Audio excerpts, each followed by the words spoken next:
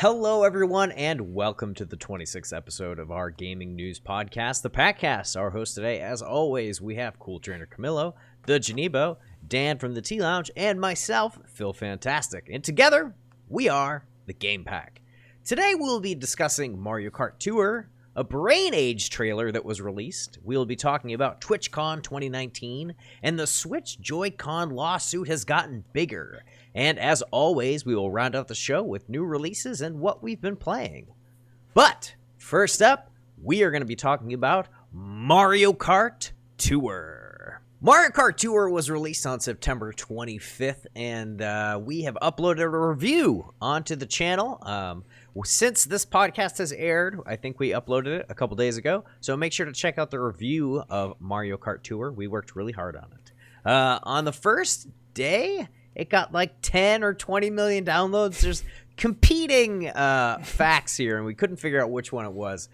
So it's over 10 million downloads, possibly 20 million downloads in the first 24 hours. And how do we feel about it, guys? I know how I feel about it, but I'm going to hand it off to you guys. How do you guys feel about Mario Kart Tour? Well, I watched. Bad. Oh, I watched. I feel like it only has that many downloads because it's Nintendo and they have clout. Mm-hmm. Yeah. I think it's fun. I am really enjoying the game. It's not your normal Mario Kart game, and I don't think it is. But I spend like an hour a day. I haven't spent any money yet, and it's been really fun. It's just a really chill and relaxing experience.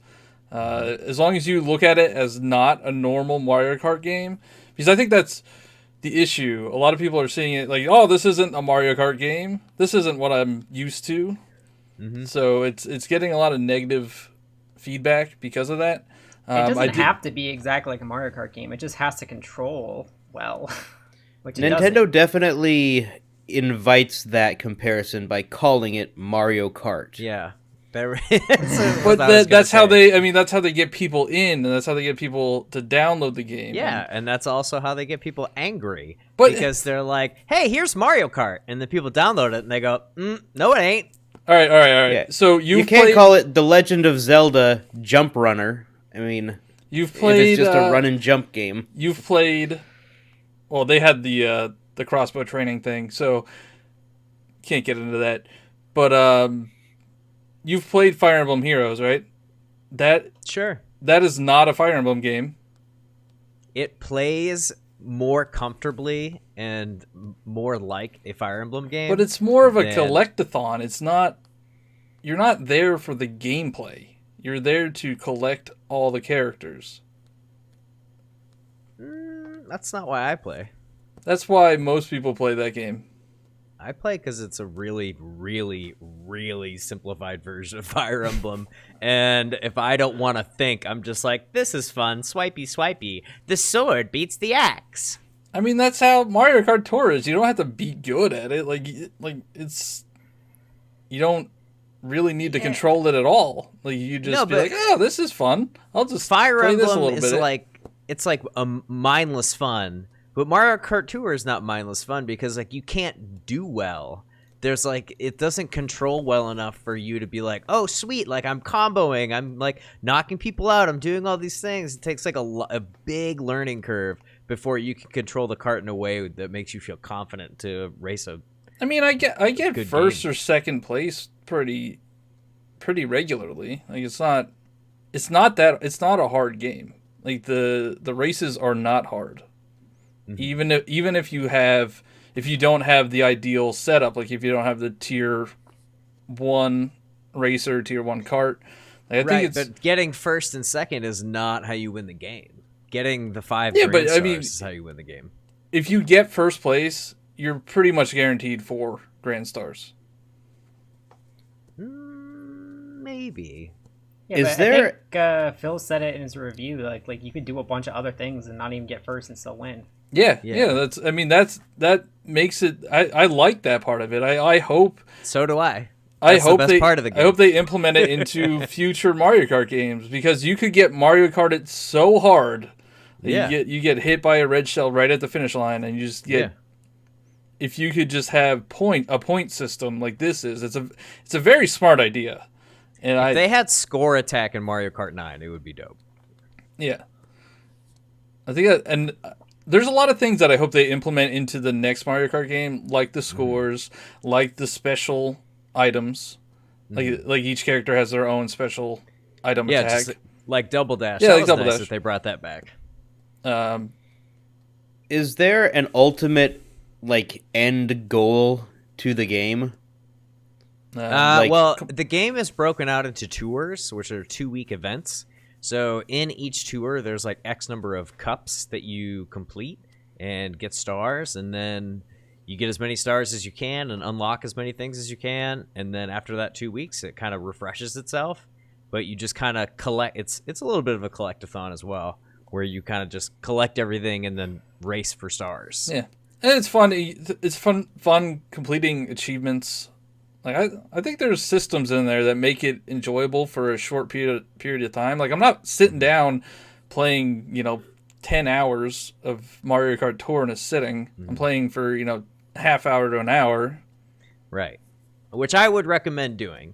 If you want to have more fun with this game, play it in short bursts. I played it on launch day for 3 hours and then got really mad because like they turned off my coin collecting and my experience collecting, and I'm like, this is so lame. Like, why are you like hobbling me? Like, I just want to play a video game.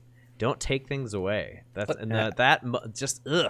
that mobile-ness of it is just so icky. And since I didn't like grow up playing games that way, I don't know, maybe I kind of missed the arcade era and I grew up on the NES. Maybe if I grew up playing arcade games and now we're in this mobile genre where you're like, oh, like, yeah, of course, put in like another couple of bucks to keep playing. Like, that's how it was in the 80s. I mean, I agree that the microtransactions are gross, but you don't have to spend any money. You don't have to spend any money. And you don't have to win either. You don't have to win. You don't have to spend any money. It's just like, it's a stupid mobile game. Like, there's no... I feel like there's like a fine balance with mobile games where they have to be addicting enough that people want to keep playing, but not so addicting that you play well past like the cutoff. Because I mean, they want to take your money. That's the end goal with this. They want you to be so desperate to play that you just throw tons and tons of money at them to keep doing so. And I mean, it gets like, it's a really weird balance because you either get so obsessive and you start spending a lot of money and then you're like, where did all my money go? Oh my gosh, this is ridiculous. Or you're like, I can't play anymore. This, they're cutting me off. And why did they, I mean, I don't know. It's a weird balance. I think I was looking at videos and news articles when, on launch day, and there was so much negativity surrounding this game. There was no positive stuff out there. People were spreading positive things. No, I know. I'm not saying it's an amazing game or anything. Like, I don't think it's amazing or even great. I've just been having fun with it. But I've seen so much misinformation being spread out there that it's kind of, it sickens me. Like for example, IGN had an article saying you need to pay to get Mario, and you don't. You could pull Mario out of a warp pipe without paying. I did. Is he a rare drop though? You could pay. You could pay. There's a bundle that gets you like, I don't know, 45 rubies, Mario, and then something else for $20. But you could get I got Mario outside of that. I didn't spend any money. Yeah, but you're not. That kind of opens when you up. pull, you're not guaranteed to get Mario after a certain number of pulls, are you? I mean, no, but you are guaranteed to get him if you pay the $20. Yeah. Yeah, that's why. but I mean, I've gotten 20 pulls so far. I haven't spent any money, and I'm about to get another 10 pulls. And I think if they're like, each banner has a maximum of 100 pulls, and then you're guaranteed to get everything. Like, you're guaranteed to get all the rare items if you do all 100 pulls. I mean, Really? Yeah. So you are guaranteed to get them if you spend all those rubies. It's a lot of gameplay. But you're not supposed to beat this in a day, and that's another issue. Like, yeah, that's we're used to playing games where you could just unlock everything in a day and then just never touch it again. But this one is like it's a drip feed. Like, you play an hour a day, and then you'll eventually get all this stuff. Mm-hmm. But I don't know. People have to stop looking at it as a normal game, like a normal console game. It's a mobile game, and they're trying to take your money. Just be smart about it. I don't know. It kind of poses the question, like, does every game, like, is the ideal for every game that they are all amazing, and if they're not amazing, then that's bad? Or is it good enough for a game to be designed to be average and just get the job done well enough? Like, is that okay, or should a game always strive to be amazing? Yeah. I mean, I think every game should try to be as good as it could possibly be. Like, I mean, as good as it could possibly be, but I feel like a lot of these mobile games are very much designed to be an experience that is good enough to take your money. Mm-hmm. I'll be interested. I don't think they're designed, like, they're not designing them to be like subpar average games. They're not designing these games to knock your socks off. They're designing these games to get you addicted to the mechanic. I will agree that they're definitely not designing these games to knock your socks off. They're not. But they also, I don't think they have the budget to do so. Well, yeah, this is the nicest looking. They're like, also, mobile's not the platform to do that. Yeah. You're not going to be sitting on the toilet playing Mario Kart and then just, have your pants exactly. And they know this, and so they're saying, well, we just need to make it good enough. We need to make it enjoyable to the extent that people will want to play it, and continue playing it, but we don't need it to be amazing because it's mobile. I mean, I think they're making games that it's a good enough experience because the base game is free, and they are just trying to incentivize you to buy whatever transaction there is in the game. Yeah, it's good enough. So I think how well a mobile game works is dependent on how well can they incentivize you to buy something in the game. I'll be interested to see the revenue on this. I want to know the revenue numbers. I want to know updated download numbers.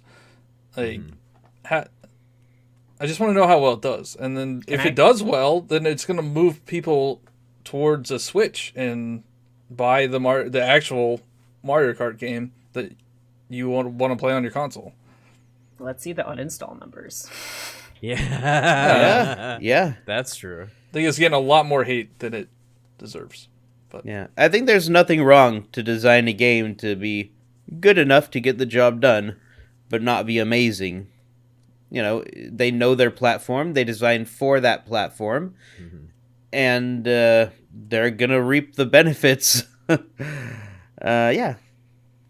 I just think the karts drive bad, and it's a driving game, and that's sort of, not acceptable. I'd pay $20 for better controls. Well, I didn't even bother downloading it. So it's a mobile game, so they're gonna update it constantly. And like iOS just got an update to allow Bluetooth controllers, so I'm assuming they'll eventually add controller support. Oof, that's a big assumption. I don't agree with you at all. I don't know. But the whole point of the game is like that mechanic of. Also, it's portrait. How you have to like stand your phone up. And that lean it against your monitor. I know for me, like when Super Mario Run came out and I tried it, it was very much a mobile game and it wasn't for me, so I didn't even bother downloading this one. Since you brought that up, like people were complaining about how that pricing structure worked, and that was you pay $10 and you just get a game. Now people are complaining that they want the more mobile route, so it's like you can't win. You can't win. Well, when it's the $10, it's like the one and done kind of thing. Like you just play it and that's it. You don't come back to it. When it's like there are things to buy, there are like events to do, that keeps you coming back to the game. Yeah, and there will always $10. Yeah, there will always be trade-offs with different people having different approaches to mobile games. Like, some people will be like, every mobile game should be free because I only play free games. While other people are like, I want to pay a flat rate and never again for my games because it's a video game that happens to be on mobile. And Nintendo being known for video games, I feel like kind of came in from a different angle than most companies come into the mobile scene from, because people already had that preconceived notion of those expectations. You pay for a game, you have the game, and we expect this level of quality. And so when that mobile quality shows through, it's going to let people down regardless of the structure. I don't know. I guess I feel like if I pay for a game, like a console game, like I don't want to pay for stuff after that. Maybe DLC like down the line, but if it's a game I don't pay for, I'm going to expect them to be like, hey, you need to pay this to do this in the game, or pay this. Like, I didn't pay anything up front. So. Yeah, I wish there was like a different. I just don't like the pricing structure. The $20 I think is pretty steep to get like Mario and some stuff. And then there's the other pricing structure, which is or you could pay $5 a month. I don't think this game is worth $5 a month. They're like World of Warcraft costs $15 a month, and that has like servers and actual online multiplayer. Like right now, the multiplayer is just shut off. They're just gonna get turned on in an update, and I just don't like. There's just if you compare it to other subscription services like Netflix costs like this much a month. It's like Mario Kart Tour is like half what Netflix costs. What? No, it don't. Is there gonna be like local multiplayer too? Like, I don't know. It just says multiplayer. We don't know what it is. I want to know how they're gonna balance it. Like that's the way the game works.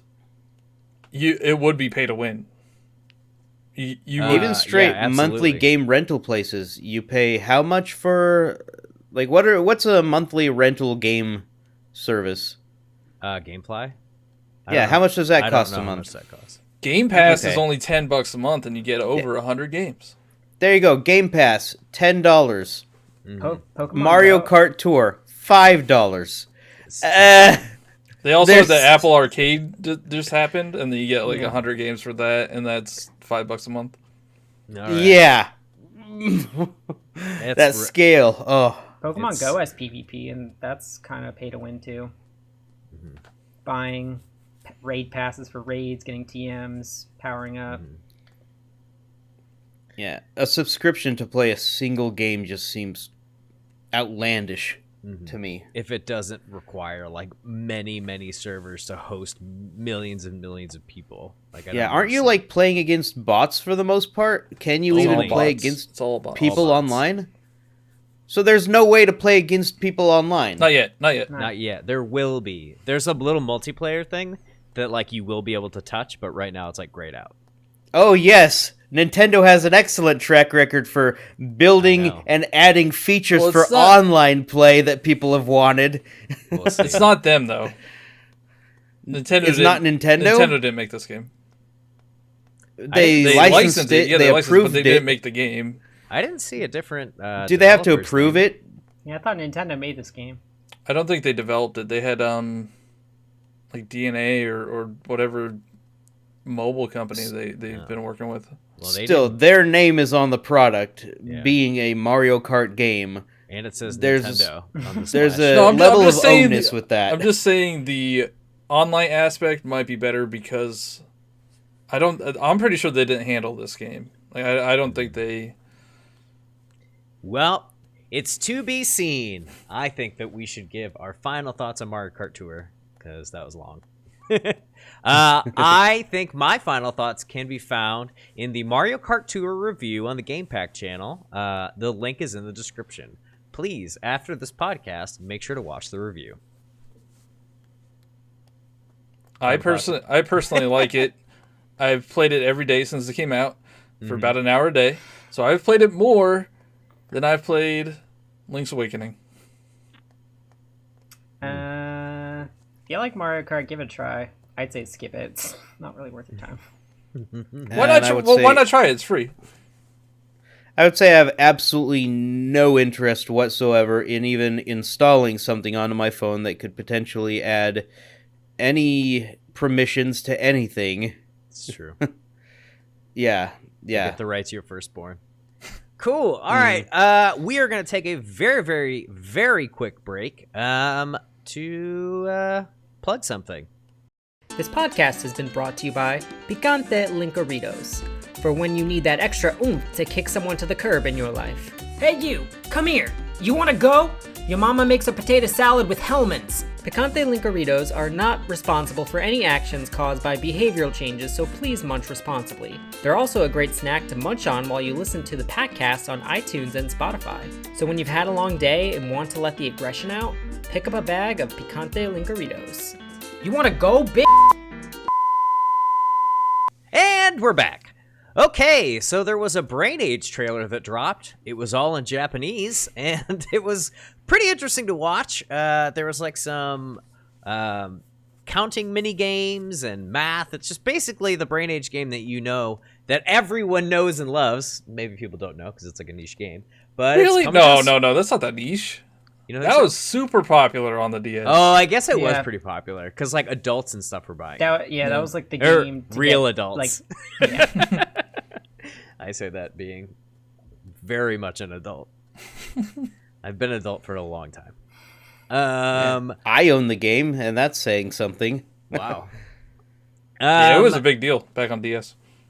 So it uses an IR sensor to like see your hand, which looked really cool in the trailer.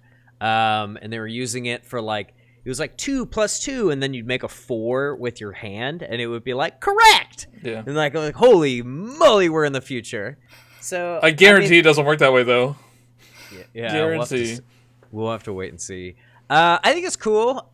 Brain Age games are fun. I don't know if like it's a $60 game for me. I don't know if those games were ever like full price DS games. They were 30. What? No, but I think DS games were originally 30. It might have been 20. I'm not sure. I just don't know. Like that's like that seems like a game they should put on mobile. Put Brain Age on mobile. Yeah. There was a Mario Kart. There was a Brain Age on Wii, and I think it was $50. I think it was full price. Well, that's how much Wii games were. Yeah. 50. Something I remember about the DS version, at least the DS version that I remember playing, is that like they did that thing that all the DS games did where they had the grid square and then you like write the letter or the number and then it translates it into the actual letter or number. That's pretty cool. I kind of feel like it's a gimmick, and like this new IR sensor thing. They tend to like to add gimmicks when they have a much simpler way of you can tap on a number to add a number. You don't have to write it. It's just a gimmick because the thing is capable of it. But I think it's one form of the game. You can write it in. That was like the whole point of the DS was like to write on the screen. And that's a staple of the series now, so why would they just drop it? Well, I'm not saying they should drop writing. I'm saying them having writing in the first place because it was a DS staple was a gimmick. The DS staple was a gimmick. Yeah, but it doesn't... They could have had a better scheme with not going for the gimmick in the first place. Nintendo has been gimmicky since the Wii. So, like, it's not, like, super shocking that, like, these games have, like, they're going to take full advantage of IR sensors and writing on the screen. Like, they're just going to do it. Because I feel like that's what Nintendo does. Those games where you, like, write on the screen, like, that defines Brain Age. If they took that out, I'd be like, what? Like, you have a touchscreen. I'm not saying it's a bad thing necessarily to have the gimmick, because it's just too bad that they don't have a more traditional way of tried and true inputs on different things. They made a plastic ring and a leg strap in cardboard boxes. Yeah, Nintendo does some strange things. What do we think? Is Brain Age a day one buy for any of us? No, not for me. I might get it. I'll see how day one. Reviews. We'll see. If I see it used for a few dollars in a shop in down 20 the road, years, then I mean, sure, there's going to be fun to be had there, definitely. It depends if it's full price. If there's like a lot of content, maybe, but I might wait for it to go on sale. Yeah. I thought it was going to be a download-only game. Oh. It could. I won't get it if it's a download-only game. I'll say that right now. That way they can make it like. But then they announced the stylus, so I think the they'll have a bundle with the stylus. Little bundle. But will they give us the stylus? Because we didn't get the Mario Maker stylus. Well, they're selling it separately, America. so in North America. Yeah, well, this is in Japan. This has only been announced in Japan. Yeah. Oh, that's right, Japan exclusive. I mean, it'll probably come to the States. Well, that's all we have to say about Brain Age. Any final thoughts on Brain Age? Yeah, that was our Brain Age. I thought story, we already guys. did our final thoughts. Yeah, we basically did. And we're done. That was Brain Age. Cool, so let's move on to our third story. Updates from TwitchCon 2019. So TwitchCon 2019 took place from September 26th to the 29th this year. They announced a lot of updates for the platform. Subscriptions are now available on iOS. Ad revenue and ad breaks are now available for affiliates, which is pretty cool. So if you are not a partner, you can now make more money on Twitch. You can also watch the ads picture-in-picture so you don't miss any of the stream, which is, when I first heard it, I was like, that's kind of dumb. But also, not really. Like, what if you miss, like, the key moment in, like, the gameplay, like, to watch, like, a Febreze ad? Like, that's super annoying. There have been so many times that has happened to me. I go to refresh, and then I have to watch an ad, and I miss something. It's like, oh, come on. You're trying to I'm buffering, I'm going to refresh, and then it's like, buy Febreze, because your butt smells. It's like, all right. Apparently, yes, because Febreze is designed for butts. Super targeted ad right at me and my butt. So I don't know what Hype Train is. What is that? So it's like anytime you like interact with like the stream, like you sub or you give bits, there's gonna be like this meter at the top, and it says like level. I think it's similar to like a bit boss, but I think it's like part of the chat. Oh, okay. So it'll like level up as like, I don't know, raids happen or subs happen. So they're just stealing things from Streamlabs, like the Hype Train and then polls. Yeah, polls. That's in Streamlabs, I think. Yeah. So that's kind of cool. Like I saw the screenshot I think that you guys shared in our Discord that was like, what game should I play next? Like, oh, that's super helpful. Or like, it'd be cool for like an adventure game or like one of those like Detroit Become Human games, like those like decision based games. If you could do a poll and like ask your audience like, what should we do? Like that'd be cool for it to be built in. That'd be really cool. I'd be down for that. I'm excited for that. And then there's bits auto refill, which is kind of cool. If you're like somebody who buys a lot of bits and you're like don't want to do like the transaction, you'd be like, listen, I spend $30 in bits every month to my favorite streamers. Like, can you just give me $30 worth of bits every month and just take it out of my bank account? Like, that's cool. I think it's helpful too, because isn't it harder to buy stuff when you're on your phone? Phone is just a bad experience overall with a lot of the stuff. Yeah. I feel like I've had a hard time doing a ton of like if I'm watching on my phone, I'm like, well, the Twitch app stinks, and then I just like move to my computer to finish watching whatever I'm watching, so I can like do a dono or like send somebody some bits or something, because just the app sucks. Yeah. I'm glad the subs are on iOS now, because like not even just like being able to sub someone, like you can see like, oh, like this is how many months you've been subbed and when's your next anniversary kind of thing, like that thing. Like you can't even see that on iOS. Oh no. I am a little concerned about the subscriptions on iOS though, because the way the Android works, if you subscribe to someone from your Android phone, it'll cost an extra $1 more just because you're doing it from your phone. And if you want to cancel your subscription, you have to go through then Google you Play, have to go to your phone to do that. You can't cancel on your PC after the fact. So you're paying more for the privilege of not being able to use your computer. I guess a lot of people, they're doing it because a lot of people don't have PCs. They don't have like standalone computers or laptops. A lot of people just use like, iPads or their phone. Yeah.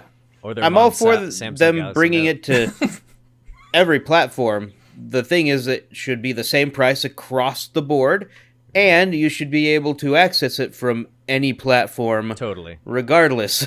That should be a standard. All right, so list of things we want from TwitchCon 2020. The ability for affiliates to join the partner stream Like co-stream. collabs, Co-stream thing? the co-streams. Oh, please allow affiliates to join a partner's co-stream. Yeah, that's what I want. It's my one wish list. Oh, and also the ability for affiliates to always have dedicated quality controls so that people can choose the quality settings they want to watch on. Because I like to stream at a higher bitrate, but not everyone can handle that. You can't change it? Yeah, you can. You can sometimes. Not It always. depends you can. on. Yeah, it depends on like when you start, like for partners, they always get that, but for affiliates, I've if never you start, heard of this. But you just hit the gear and Yeah. change the 1080, 720. you don't always have that option. As an affiliate, you're not guaranteed those privileges. Huh. Every time Yeah. I pull up my stream on my phone, I see that option. Well, I think we need a larger case study then.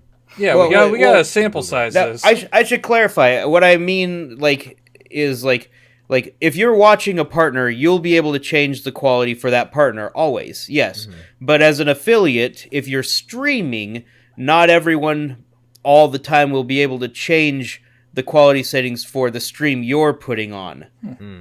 Yeah, because Twitch will decide when you start that stream whether or not those quality settings will be available to your viewers, is what I mean. Whoa. And they should always be available to the viewers. They should definitely be available to for affiliates. That seems odd. Are Absolutely. you sure? Like, how are you testing this? How do you know? Like, are you watching your own stream at the same time? Sometimes. I mean, I haven't looked into it for months, but it's been a thing for a very long time. But I wonder Look if it it's, up. wonder if it's on your end, like on your PC. Many affiliates complain about this. It's a real thing. I think that this is getting a little off topic. Yeah. And we should Well, talk that was a about- wish list for Yeah. 2020. No, I know, but now we're like, Okay. are you sure? Like, maybe Yeah. let's grill Dan after the podcast. So what is your favorite thing, guys, that was announced from 2019 TwitchCon? I think this hype train thing sounds pretty awesome. The Ad revenue. The ads, Yeah, I think the ads is because easily. you can disable the pre-roll ad, so you have the ad break now. Oh, so apparently there was another thing where, like, if they're not an affiliate, you could turn off ads. Yeah. Well, no, you don't get. I don't think you get ads. Oh, you don't get ads if they're not. I mean, not why would you affiliate. want ads if you're not an affiliate? Yeah, but so if you're an affiliate now, or like prior to this change, like you would still get ads, but it says this ad supports Twitch. Yeah, but I was just saying, like, if you are not an affiliate, like, you wouldn't want ads anyway. Yeah. Yep. If I go live and I put myself out there and put in the work, and Twitch slaps a mandatory ad on the beginning of my video, I want part of that revenue. So it's really nice that they're sharing it with But affiliates they're also now. providing this massive service to you for free. They are, yes. So Yeah, I mean they're Yeah, I taking mean, I'm They're not- taking I'm their not- cut of the ad revenue. I'm they're not taking like, it. it's cool we're getting the ad revenue, but I'm more happy about, like, I can It's a symbiotic I can move relationship. the ad around now instead of have to, like, interrupt people when they, like, first come in. True. Yeah, and it's a symbiotic relationship. If people are putting in the work to the platform, that's what makes the platform the powerhouse that it is. That's true. So, I agree with you there. Same thing with YouTube. Oh gosh, YouTube, I hate you. I love you. Just kidding. YouTube streaming is not good. I'm in an abusive relationship with YouTube. Okay, final thoughts on TwitchCon 2019. We got to move on. I want a MixerCon MixerCon? All right. Dude, tweet at Mixer. Try to get because it. you need 2,000 followers to get monetized, and then it's like nearly impossible. You can do it. I believe in you. I will do Story number 4. The Switch Lite Joy-Con drift was now added to this massive lawsuit that's been going on.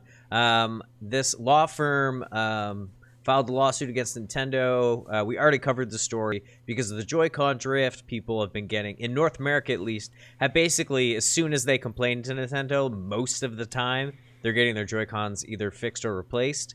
But now they've added Switch Lites to this lawsuit to kind of make it a little bit bigger. And I was a little bit curious as to why they did this. I think it's just more to be like, and we're gonna sue you because of this joystick too, and like you better fix it. I was just confused because Switch Lites are technically still under warranty. So if your Switch Lite is like has Joy-Con drift, you just bring it back or send it to Nintendo and they fix it for free because they're not old enough to even be out of warranty. Well, I guess it sets a precedence. I think it probably sets a precedence. Like if they were like shown to have Joy-Con drift, then if you know a Switch Lite that goes out of warranty like a year from now, they could just say, "Hey, fix my Joy-Con," because and also Nintendo knew about Joy-Con drift for how long before they announced the Switch Lite? Yeah, but it was probably already in production. It was probably in development for a long time.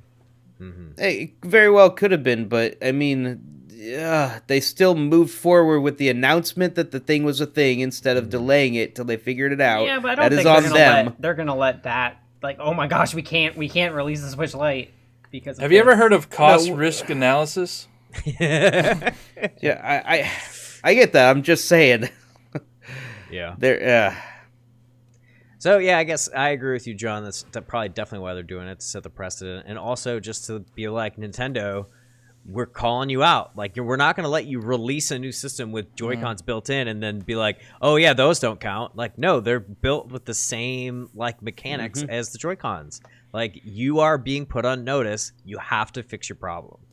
So the other thing I wanted to ask you guys, because this story is not too crazy, I just wanted to be like, has anyone experienced new Joy-Con problems since the last time we talked about this story? Yes, I have. What happened to you, Dan? Well, I won't go to too many specific details, but I was playing in handheld because I didn't have access to play with my Pro controller at the moment. Sure. At the time. I was playing a game. Inferno 2 was the game. It's a dual stick. We've all heard of Inferno 2, Dan. You don't have to explain it. We haven't. Yes? No, we haven't. No. No. You could. One stick controls where the ship goes, and the other stick controls which angle the ship shoots. It's a dual stick shooter, and it's amazing. But I let my character go, and it just started drifting to the right. And I was like, there are no, some enemies will suck you in, but there were none around. So I like wrenched it to the left to see if I could stop it from drifting. And then it started drifting to the left. I was like, what the heck? That's no good. And I couldn't get it to stop for like 2 minutes. That stinks. Yeah, it was really frustrating. So, yes, Joy-Con drift. I have also had a new Joy-Con problem. So I have Joy-Con drift in my left Joy-Con. I already talked about it. But now I just bought Super Mario Party because people were very generous during my birthday stream, and that was donated to my stream. So thank you guys very much for that. I was playing Super Mario Party for the second time, I think, because I played it with Cam once at my house. And then I'm playing my version with my fiance. And we take the Joy-Cons off. I turn it over. And it's like, press SR and SL to start. And I'm like, okay, no problem. Pressing. There's no lights on my right Joy-Con. The buttons aren't working. The SL and the SR aren't working. But all the face buttons are. The ZR are working. My stick is working. Yeah, I was going to ask the dumb question of, is it charged? No, everything else is working. It's charged. Yeah. Did you try unplugging it and plugging it back in? No. I did a stupidity check. It wasn't my fault. So my Joy-Con is like broken on like the edge, which is a problem I've not read or heard about. So what happens when you have it connected? It works because you don't have to press those buttons. I think over time, gotcha. Like, because like the Switch isn't one piece, so like I feel like it's a little on mine. Like my Joy-Cons can like wiggle in the railing or whatever. Do you think maybe that some like it wiggled too much, or like during travel or something, it like got disconnected. Like some wires got. Because I was watching like a review on like the Switch Lite, and they were like, the Switch Lite doesn't have that problem because it's one contiguous piece. Exactly. But my Switch has that problem apparently. I need to figure out how to get it fixed. How about you guys? Did you guys have problems before? Yeah, my gray Joy-Cons drift, but I usually play with my green and yellow ones. I have the launch Joy-Con, and it like doesn't. The left one doesn't sync every time. But it's so frustrating. I don't use Joy-Cons really. I have my Switch across the room, and Joy-Cons don't like that. Nope. Pro Controller is just fine with it. You gotta like really have it like there's got to be nothing in the way. Those good colors are coming out soon, right? Yeah, I think on Friday. What are they? What is it? Orange and purple. The purple and orange. Yeah, no, isn't it? I thought it was the Luigi's Mansion ones. Or no, I don't know. Was it purple and orange together, and then blue and yellow together? Yeah, something like that. That's what it was. Cool. All right. Well, our stuff is broken and it sucks. So Nintendo, I'm gonna send my stuff to you. All right, so that moves us into the new releases section of our podcast. We're talking about what's coming out this week. Not a lot compared to last week, which was like, oh my gosh, it was like a full page. So on October 1st, we've got Destiny 2 Shadowkeep expansion on PS4. Huh? Sorry. Is that the free-to-play? It's going free-to-play soon. I don't know. I think you have to buy the expansions, though, do you not? No, I don't know. I'm pretty sure Destiny 2 is going to be free to play soon. I don't know what that includes, but I know it's going to be free. Do I get my money back for buying it for $60 full? No? Okay. No. Destiny 2 Shadowkeep, the expansion, PS4, Xbox One, and PC. You know, what is that? You know, a girl who chants love at the bound of this world. On PS4, Nintendo Switch, and PC. Sounds awesome. No idea what that is. You know what it is. You know. You know. Call of Duty on mobile, iOS and Android. All right. So we'll see how that is. From Kojima? Huh? I don't know. it just sounds like something out there that, yeah. No, he has Death Stranding coming up. He's busy. Right. He's a busy boy. All right, then on October 4th, we have some ghosty stuff. We've got Ghost Recon Breakpoint on PS4, Xbox One, PC, and Google Stadia. I was like, what is GS? Google Stadia. And then we've got Ghostbusters, the video game remastered. I think it was on Xbox 360, PS3, and they're remastering it on PS4, Xbox One, PC, and then it's basically going to be a port on Nintendo Switch because all those last-gen remasters are basically just ports. And that's it. That's 5 games coming out over this week, and I'm not getting any of them because I got plenty of games. I still got to beat Link's Awakening. Which brings us into the next section. What are we doing? What are we playing? I have been playing Magic the Gathering Arena, which is the Magic the Gathering like online game. They used to have like online where you could like buy cards and all this kind of like hoopla, but they've sort of remade it to be a little bit more like Hearthstone, where it's free to play, and the more you play and the better you play, the more cards you get, the more in-game currency you get, and you can definitely pay to win in this game. Hardcore. You can spend so much money on this game and get all the cards and all that stuff. But I haven't spent I bought the season pass. You can buy season pass like Fortnite. I think they're like $20. Dude, season passes get you every time because they seem like such a good deal. Like, you look at the reward tier and it's like the top is just like a pack of cards on level 10, and then you look at the paid reward tier and it's like card pack, and you're like, dude, there's no way I'm not paying for this because I'm not gonna put in all the time, not get anything. And it's really awesome. If you guys like Magic the Gathering, hit me up on Discord. I want to play. I love Magic so much, and I want people to play with. So hit me up. I'd love to play with you. And I'm playing Astral Chain. I'm trying to beat it as fast as I possibly can because I've already sold it to someone on eBay, and I need to mail it. And this guy's probably going to get real mad. But, yeah, apparently it only takes like 12 to 18 hours, and I'm like 2 hours in. So wow. Got plenty of time. I got plenty of time. It's not like you have a wedding to plan for or anything. No, I'm not completely busy all the time. I've been playing it like when I can't sleep. So I'll be like sitting up in bed. Cat's got the like, what are those things called? Like the Your little, tongue? The yikes. The night mask things. Those like night mask. Yeah. Night mask. And then I'll be playing, and then it's just like it's an action game, so it's just like, and then I get kicked out like 10 minutes later. All right, but that's what I've been playing. Cam, what have you been playing? Mostly just I think Pokemon Go. There's like another regional event going on. Kind of tired of the regional events, but it's been cool. They just released Shiny Seviper and Shiny Zangoose. So I'm trying to get that, and Giratina's in raids now, and I think I've done about like 8 or 9 raids. I haven't got the shiny yet. Cool. But yeah, super cool. And you beat Link's Awakening, and you did a review on it. I did beat Link's Awakening, and there's a review on the Game Pack. You should definitely check out. Please watch it, guys. It's a very good review. It's very well done. It's extremely well done, and if you guys don't watch it and comment all over it, you're doing yourselves a disservice. John, what are you up to? I'm actually playing Super Smash Brothers a lot.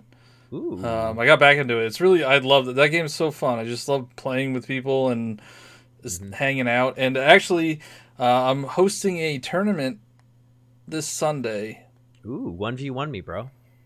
Yeah, there's 20 slots. So if you want to get in, I think there's only like a few slots left.